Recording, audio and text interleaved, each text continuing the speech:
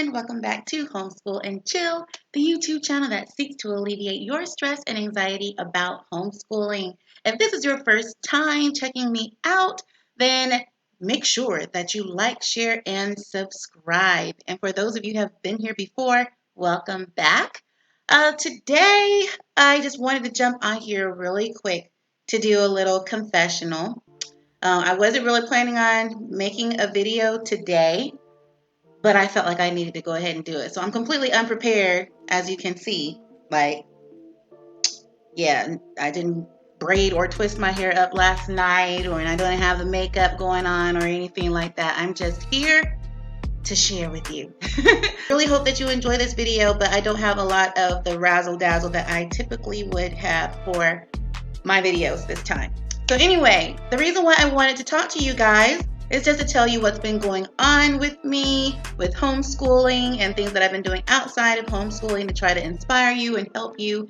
And I come up here and I give a lot of advice about homeschooling. I tell a lot of people what you should do, what you shouldn't do, or what you should try, and all these different things. But I always want to make sure that I am coming from a place of humility, and let you guys know that I don't know everything. And there are others out there who know way more than I do, but I do understand that homeschooling can be challenging sometimes. So whatever I learn and whatever I figure out, then I want to share with you guys. But I'm definitely learning. I think the whole process of homeschooling is continuously a learning experience. So what have I learned? Just to give you some little background information, I have 3 girls, in case you don't know that already. I have 3 girls, and they are 6, 5, and 3. So I have all of them home, homeschooling them. They have never gone to a traditional school. They have never gone to daycare. From the time that they were born up to now, they have always been with me at home. And so pretty much even when I wasn't officially homeschooling, I was homeschooling because they've always been with me, and I've always taught them, whatever they needed to know. And every year that we've homeschooled, or when they've been school age, I've tried to be a little more official and trying to learn what works and what doesn't work. And this school year, which we just started our new school year, we do a year-round homeschool, but technically our new school year started this past Monday. And before we even started our school year, I did a run through with the girls last week where I was just trying to see, if the plans that I made and the routines that I created, if they would even work for us. And so last week, the run through was really good. I had where each girl was doing their own thing pretty much. I have a computer in our classroom. So one girl will work on the computer. Another girl will be working on, writing or some kind of worksheet. And then I will work one-on-one with my 3rd child. And then they will switch. And it just seemed like it made sense and it was working and all of that. And at the beginning of our school year that started Monday, when they actually had to use the curriculum that I have for them, and it wasn't just practice, I slowly started to see that it wasn't working for us. And it's not to say that that method does not work, because it can possibly work for you and your family.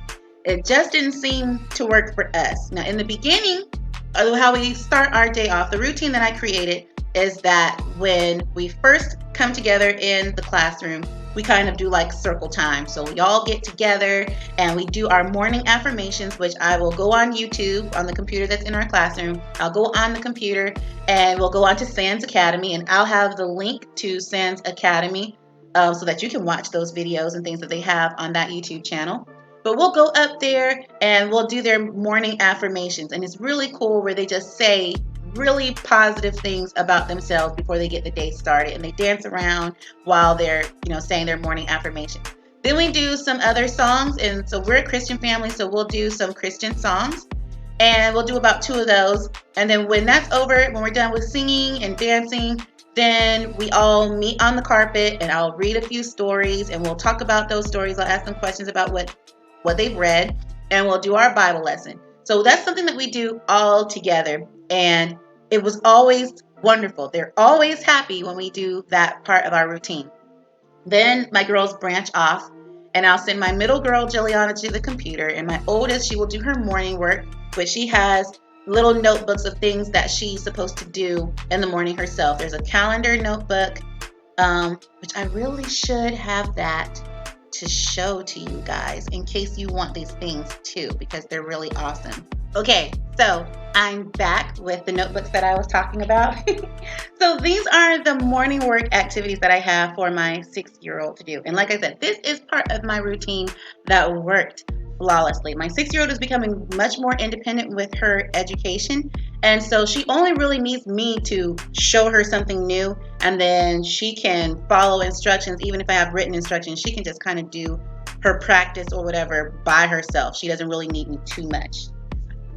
I'm not wanting to be recording. Anyway, I mean, I'm not like super overly conservative, but for a recording, I don't want all that out. Like, that's for like date night or chilling, but not like, my homeschool videos. So anyway, this is one of the morning work notebooks that Jaslyn does. And I will have the link to how you can order one of these. It's from Lakeshore, if you see their little emblem up here. But it's from Lakeshore. I'll have the link for Lakeshore because they have some really cute, really nice resources that you can use for your children. But this is just what she does. This is how she does calendar, which I have a big calendar up in our classroom. And she will go to the calendar and she will fill out the information in this based on that. So each day, so for example, the very first day of school, she did this page. I don't know if you can see. Yes, you can. Okay, so you see like she circled what the day was, where it says Monday. And then she wrote the month and the day and the year, where she just, she's learning how to write the day's date. And then there's always a question, what day of the week is it? So she wrote Monday. And then it says, write number sentences for, and then there's a number of the day that she'll have. And then she writes a number sentence. And since she's been learning about adding 3 different numbers together or series of numbers to try to get her prepared for multiplication, you see that she did 1 + 1 + 1 = 3. And so over here it says today's problem. She gets a word problem. And so you can see, she just had to add 6 + 3 to figure out this word problem, and she got 9. So she'll do that. And then when you flip to the back of the notebook, let me flip. It would have been nice if I had this prepped already. But like I said, I didn't plan to record this today, but then I thought it was necessary. So here we go. This is where she had to copy the entire calendar for the month of August. And on the back of the August calendar, she's making a graph where she is recording every day what the weather is like, and by the end of the month she can compare it to see what type of weather we had the most for the month of August. And there's a sheet for every month of the year where she can keep track of the weather for the month. So that's what she does. She'll come through, she'll do each of those sheets in that notebook. Then she gets this one where it's really short. Every day there is a sentence, and the sentence is incorrect. And what she has to do is go back and write the sentence correctly. So if you can see, for Monday, the word what was not capitalized, even though it was the first word in the sentence. So she had to rewrite it with a capital W. And you see here, the second sentence for Tuesday, it didn't have a period at the end. So she added a period, a very big period at the end. And let's see, Wednesday, which was yesterday, the word sun was misspelled, so she rewrote the word sun. Did she put her period? I'm gonna have to go back and talk to her because she didn't put a period at the end. So she does that. That's part of her morning work. And then also she has a journal. And I don't try to force her to do journal entries. We do work on writing, but I don't force her to do journal entries if she's not inspired, because in real life, like, when would you just be writing a story and you're not inspired? So anyway, this is what she did for her very first journal entry for the school year. She drew a picture of her sister eating, and it says, "It is lunchtime. Lunchtime is at 1 o'clock. Lunchtime is here," said Jelena. "I love lunchtime." So I was kind of impressed at the fact that she had a quotation in there. So I think she's picking up those things because she's reading more and more stories with more interesting sentences. So anyway, my 6-year-old, she does each one of those things completely by herself without needing me whatsoever. So that worked out really well during our routine. And even using the computer to do reading eggs and math seeds, that's the curriculum that I'm using. And the girls do really well up there. Only every now and then do they need my help with an activity, in which I'm fine with that because I am the teacher. I am homeschooling, so I should be assisting. But for the most part, they can do that themselves. The thing that became the problem is, for one, I purchased workbooks to go with the Reading Eggs and Math Seeds curriculum. So before I even got the app that's on the computer, I had the workbooks. I purchased the workbooks. So I actually discovered their workbooks first. And if you see, these are pretty hefty workbooks. This workbook is only for language arts exclusively. And you see that this is a pretty thick book. So there's plenty of activities to do in there. And this one is for math. And it's a pretty thick book. So these are pretty good books, and they're beautiful. Oh my gosh, like look at the cover, it's beautiful. And on the inside, it's colorful and fun, and it's not too many problems on a page, so your children don't get worn out from what they have to do. So I love these workbooks. They're beautiful workbooks. The issue is that when you purchase the online app, if you look, there is a tab that you can go to where it says worksheets. And what you can do is print off pretty much the same worksheets. So I ended up kind of wasting money because I bought the workbooks first and I didn't realize that I was going to want the app. And then when I got the app, I realized I could have had the worksheets for free.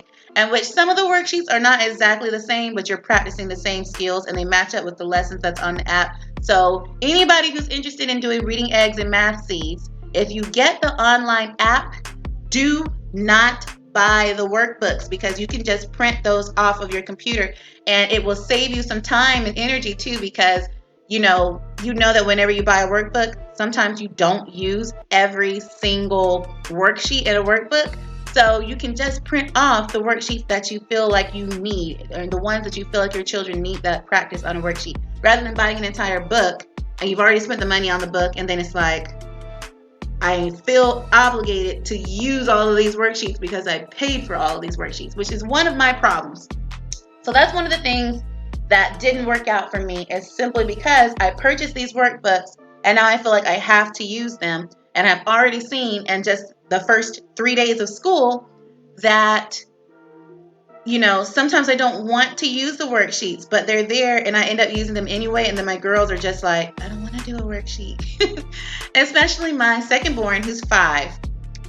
She was diagnosed as being high functioning autistic. So she's on the autism spectrum. And for the most part, we do have to be considerate of her being sensitive to certain stimulus, or like loud sounds will make her upset. She's really sensitive to touch, and her feelings get hurt. She gets upset really easily and everything. But for the most part, she functions like any regular 5-year-old. It's just that we have to be careful of certain triggers, or it just takes a lot of patience. Raising children requires patience anyway, but then being that she's on a spectrum, it requires a lot more patience, where something that I would probably tell my 6-year-old, hey, go do this, and she just goes and does it. My 5-year-old, I have to explain in full detail of why it's important and all of that. So anyway, which a lot of children are like that anyway, and they're not considered on the spectrum. But anyway, she doesn't really like to do worksheets. And I think the first few days of school, I was just so excited about my beautiful, colorful workbooks that I had for each of my girls. And when in the beginning she did okay, and then yesterday was really when the bottom fell out, where she was just kind of like, I'm not doing it. I'm not doing a worksheet. She would sit with me to do flashcards, and she would sit with me to read and all those things. But when came time to do a workbook, she was just like, I'm not having it. I did worksheets 2 days in a row. I'm not doing it today.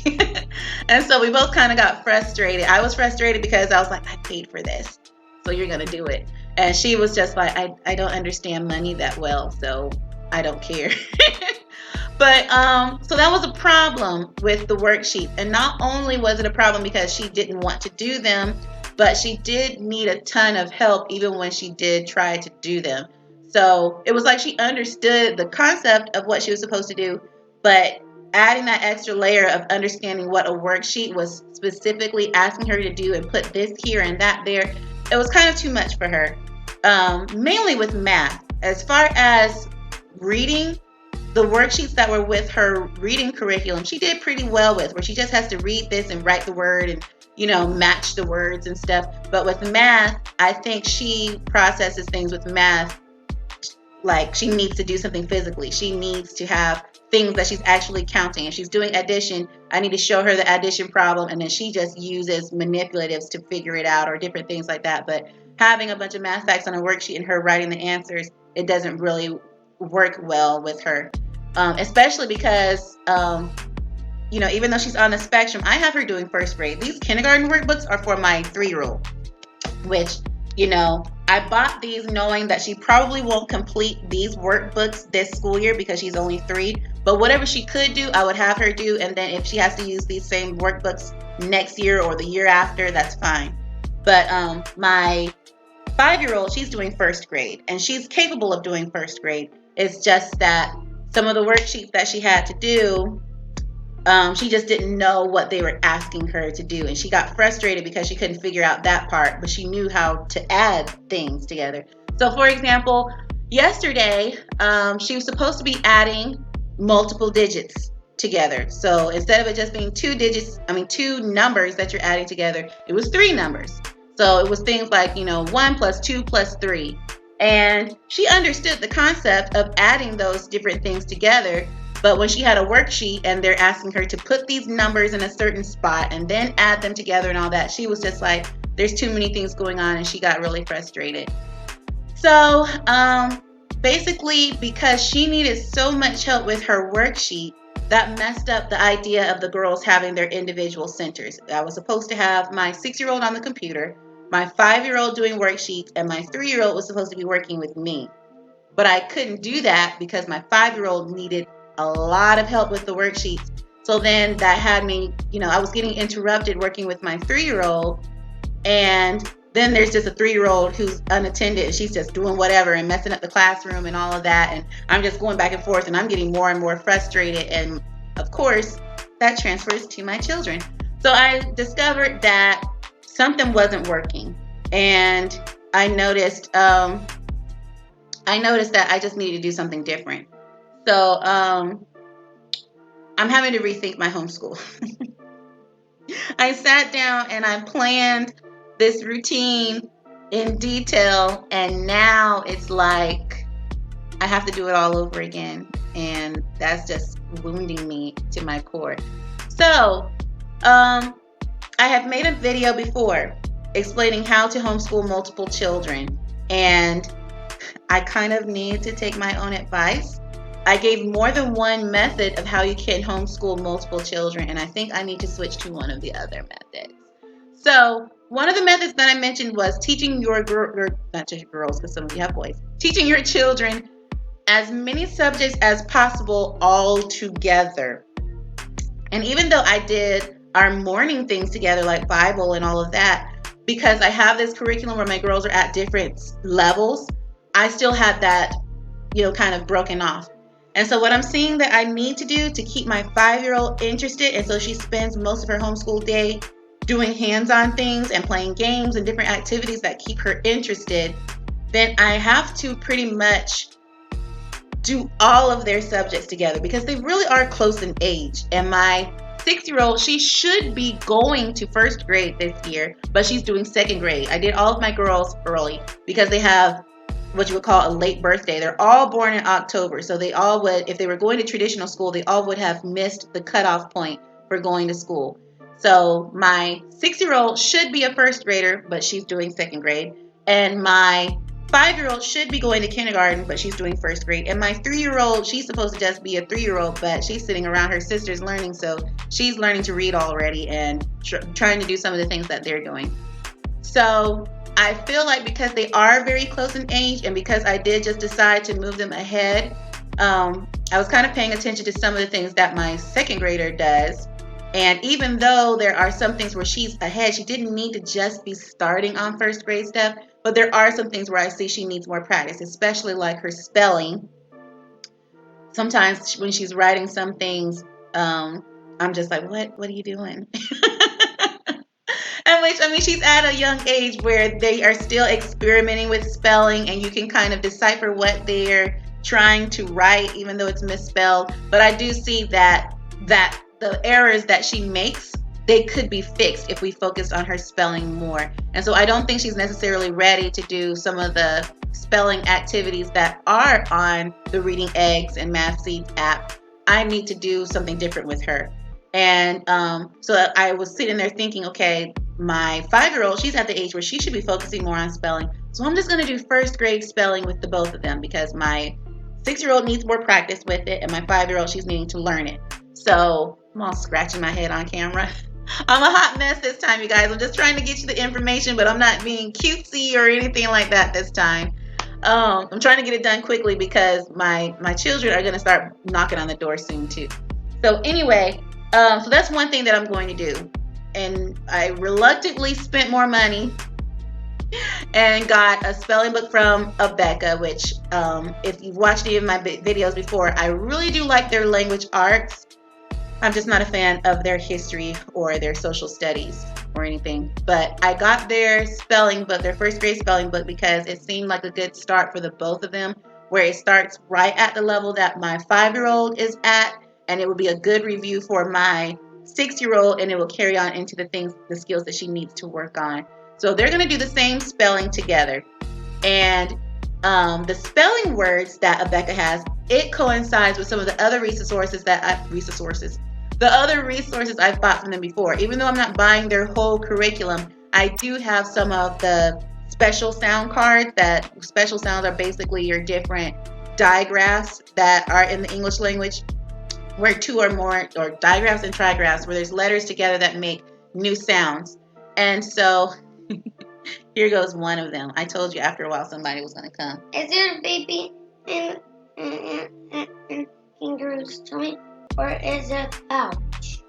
Well, when the mommy kangaroo is pregnant, then it's in her belly. And then after she gives birth to her little baby kangaroo, she has a pouch where she can carry her baby around in. Okay? All right, let mommy finish the video. You can say hi and then let mommy finish. This is Jilliana. This is my 5-year-old I was telling you about. Isn't she beautiful? I'm blessed with such beautiful girls. Look at her. And she's a sweetheart too. This is the one where if mommy's not feeling good, she is the one who's feels like she's responsible for making sure mommy's okay. So, okay, can you go back in there with your sisters? So anyway, as I was saying, I'm going to have my 5-year-old and my 6-year-old do their spelling together. And I'm going to use the old Abeka resources that I had purchased before, where they give you a stack of these big cards that have different digraphs and trigraphs that children need to learn to understand things that they read, because you can't individually sound out letters sometimes. There's letters that together make certain sounds. So I already have that stack of cards, and that stack of cards is supposed to work for kindergarten through 3rd grade. And they also coincide with a spelling list. The spelling lists aren't just random words. The spelling lists work on those individual digraphs. So for example, if it's AY, which AY together says A, then there is an actual spelling lesson where there are words that all feature AY, that A.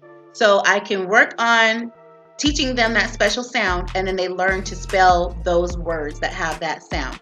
So they're going to do that together.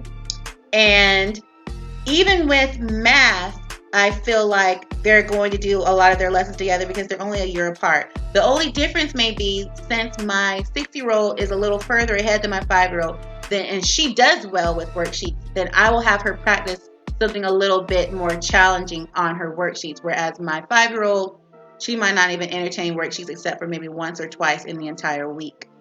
So that's what I'm going to do. And as far as reading, I feel like as long as we're practicing those digraphs and trigraphs and just individual special sounds like your long and short vowel sounds, and we just read. It's really important to read. As long as I'm doing that, then they're fine. As long as I have books that's on my kindergartner's level, oh, well, she's a 1st grader now, on my 1st grader's level and my 2nd grade's level, then it's fine. I don't spend extra money on, particular readers from a curriculum. Just read ordinary books about things that they're interested in on their level. So that's what I think I'm going to have to do. And then everything else like science and social studies or whatever is not anything that's just specific for a grade. You just decide, or they decide, your children decide what they want to learn. And so that's how we've always done. I just ask them what they're interested in, and then we just do it. And speaking of just following your children's interest for things like science and social studies, I actually have the list of things that my girls said that they want to learn this school year. So, and it's kind of funny some of the things that they chose, but they're definitely things that are doable. So, okay, so Jelena, she's my 3-year-old. I asked her what she wanted to learn, and she just kept saying dance. She just wants to learn how to dance. So I want to learn a dance where you do like this, and she has her hands on her hips, and she's moving her little feet around. But she says she wants to learn how to dance. No matter how many times I asked her, well, what else? What else? She said, well, I want to learn a dance that does this and a dance that does that. So Jelena just wants to learn how to dance. Um, so then my 5-year-old, Juliana, who came in here and blessed us with her present, she said she wants to learn about animals, which she loves animals, especially like lions and cheetahs and horses. She said she really wants to learn about those animals, which that sounds reasonable for, like a first grade curriculum. And she said she wants to learn how to make a list. And I was kind of excited about that because she definitely needs more practice with writing. The same way that she doesn't like to do worksheets so much, she doesn't like to write quite as much either. So I kind of let it go in kindergarten because I wasn't sure exactly what to expect with her just learning how to read and different things, especially because there was so much doom and gloom that I heard about her being on the autism spectrum, and we're just trying to figure out, what to do with her. But despite all the doom and gloom that I heard, she picked up reading just fine. And so now we have to work on some of her writing skills. And I figured, she's just a first grader now. She's only 5 years old. It's not like she's behind with writing or anything. So, but she said she wants to learn how to make a list. She sees me making lists. I'm constantly making lists all the time of things I need to buy, things I need to do, all the time. So lists are very important in our house. And so she wants to learn how to make lists too. And she sees her older sister. She's always making lists of what she needs to do, like, cleaning her room, getting dressed in the morning, washing her face. Like, she makes lists of stuff that she should do. So now my 5-year-old is like, well, I want to learn how to make some lists. So that's a good writing lesson. That's actually part of a first grade curriculum, is to learn how to make lists and things. And then the last thing she said she wants to learn karate, which, I guess we're going to have to look on YouTube or something like that, because I think at least for this first semester, we're not going to be sending our girls to activities this time. Last school year, all the girls did cheerleading, and then my 6-year-old, she did dance also. But I don't know what we're going to do while this pandemic is still going on, because I do want to keep my girls safe. So they can be all cultured and learn other stuff once this is over. So now I get to my 6-year-old, Jaslyn, who is my oldest. And hers were a little more interesting, to say the least. So, so my 6-year-old, she said that she wants to do science experiments, because most of our lessons that we've had for science have just been more informational, where, we've learned about, the water cycle and different things like that. But this girl, she wants to feel like a scientist. She says she wants to blow something up. And I was like, in whose house? But I guess, like, more than anything, she wants to, like, do the volcano experiment, the typical volcano experiment, and different things like that. So we're going to try to do some more experiments, because I know she's been itching to do that. And on top of that, my best friend Tasha, she is a pharmaceutical scientist. And so she's always telling the girls about, interesting things. And so, now Jaslyn, she's typed up where it's like she wants to be into science just like her auntie. So, she also said she wants to learn how people cut down trees. And I guess the reason why she's interested in that is because she's seen that neighbors in our neighborhood, they'll have certain trees up, and then all of a sudden the trees are gone, and she hasn't been there to see the entire process. So she doesn't really understand, like, how do they have room to cut down these trees? How do they do it without it falling on people's houses? So she's been really interested in how that whole process goes. So she wants to know how people cut down trees in a neighborhood near houses without destroying the houses. And then the most shocking thing of all that she said that she wants to learn She wants to learn how doctors cut mommy's tummies open so that babies can come out. And the reason why she's curious about that is because she knows that she, along with her sisters, were all born by C-section. And so she wants to know the entire process that goes into it. She knows that, most babies are born vaginally because we kind of teach them about some of everything on their level. So she knows that babies are born vaginally, but she knows that my 3 girls, that they were all born by C-section. So she wants to know exactly how the doctors do that because she's surprised, like, if somebody were to just get cut open, they wouldn't live through it. So she wants to know what the doctors do so that the mommy lives and the baby lives after he cuts the mommy open. So I don't know. Jocelyn, she seemed like at first that she was going to be, I guess our girly girl who was just into writing and into, reading and all of that. But she might turn out to be my little scientist because she wants to do science experiments. She wants to know about trees being cut down. She wants to know about C-section surgeries and stuff. So we're definitely going to do those things so that the girls are learning things that they're interested in.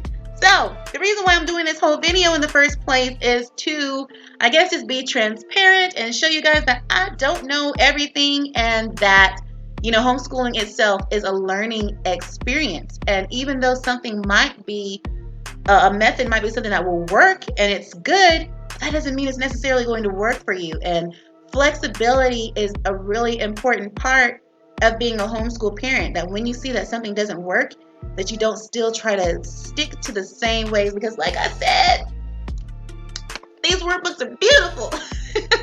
They're beautiful, and I love these workbooks, and I love that they match what they're doing on the app. But I just don't think that my 5-year-old's gonna do it. And my 6-year-old might, just because she's kind of easygoing. Even if it's something that she doesn't want to do, she's just kind of like, it's no big deal. I'll just do it and move on with my life. But my 5-year-old's not that way. She's a little more set in her ways. So that means I have to be more flexible if I want her to learn anything. So I just wanted to be that example and show you guys, like, part of homeschooling is making mistakes. Sometimes part of homeschooling is spending money on something and you have to look back and be like, I should have known better. I should have known better. But then you learn from it, and then you have to be flexible to try something new that will work for your children. And so that's what I'm going to do. I'm going to find even more subjects that my girls can do all together. And then the app that we're using is going to be supplementary, and the workbooks are just going to be supplementary. And we're going to focus on doing more hands-on things for my 5-year-old who really just wants to get her hands onto stuff all the time. Okay, so I hope that you like this video, even though I didn't have some of the cutesy edits that I typically have. And, even though I came up here looking like I just rolled out of bed, like, this is how I really look, y'all. I'm gonna just be real. The other videos is when I put a little mascara on my lashes and when I put on a little bit of Mented Cosmetics lipstick. I'll put the link up there for that too, because they have some beautiful lipsticks, especially like they're a company for women of color, so they really have the colors that match your skin tone and all that. So they have some wonderful lipsticks. So I will put the link for Mented Cosmetics up here as well. And no, they are not paying me to say this. The lipstick is just bomb, So anyway, usually y'all get to see that where I'm all, where my eyebrows have been arched right, where my my lashes have mascara on them, and I have, some nice lipstick so that the lighting isn't washing out my lips and making them look ashy and pink like they are now. And usually I have my twist out going, but today, y'all, I just woke up without doing my hair last night, so I just got fuzzy, frizzy, this and that going on. I did try to put some gel on my edges, but I didn't wrap them up, so they're just fluffy, doing whatever they want to do. And this in the back is just doing whatever. So, and I got a shirt on that, like, is doing whatever it wants to. So anyway, hopefully you still enjoyed the video despite me looking like a whole housewife right now. So if you did enjoy this video, I hope that you like, share, and subscribe. But most of all, love yourselves. Bye, loves.